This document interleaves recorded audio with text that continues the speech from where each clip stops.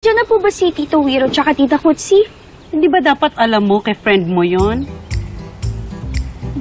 Sige ma'am, kay mag-vacuum pa ko ng floor. Okay. Okay po.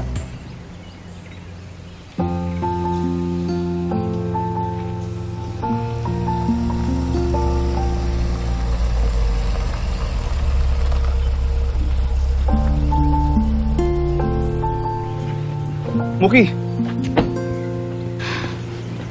Zane, ano na naman bang ginagawa mo dito? Alam mo, ang kulit mo talaga, no? iniisip mo na naman na makikita tayo ni Mami dito. Zane, I know what you're doing. What do you mean? Na gusto mo akong ligawan ulit. Sorry, Zane, pero hindi. We've cleared things already, okay? And hanggang friends na lang talaga tayo. Eh, yun lang naman talaga tayo eh. No big deal.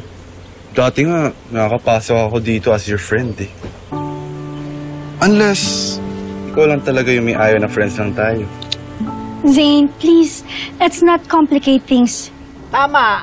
Huwag nang i-complicate pa. Kung papapasukin, papasukin na. Mga bagets naman eh. Baka po pwede. Mamaya nyo na ituloy yung kiligan nyo. Oo nga, at baka malate pa kami sa pa-late lunch ni Jake. Tito Wiro, Tita Kutsi, bakit? Muki, wala kaming mahanap na taxi. Kaya tinawagan namin si Zane. Nagpa-drive kami sa kanya dito. Uy, baka naman pwede siyang jumoin. Tinan mo, napagod oh. Kawawa. Oo nga. May choice pa po ba ako? Mukhang kinuntsaba po kayo nitong friend ko eh. Oo, yung friend mo. Ganun na nga. Tara na po sa loob. Halika na, friend. Pasok na tayo sa loob, friend. Oh, friend. Oo. Patayin mo na muna. Okay. So, maupo na kami sa'yo, ha? Halika na dito. Balik lang. Hey! Sa puso mo. Isipin mo, Emma, hindi kaya kasabwat si Danilo sa pambabaliw sa'yo ni Jade? Hindi kaya, bago pa kayo lumipat ng bahay, naakit na niya ang ex mo. Hello, Danilo. Nasaan ka? Malapit na, Emma.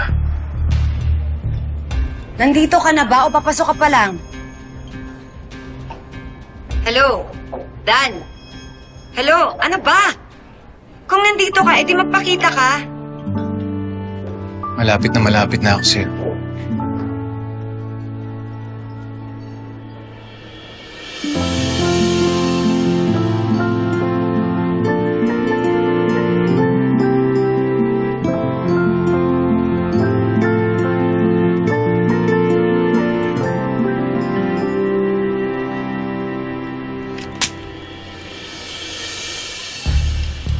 Bakit mo ako sinampal?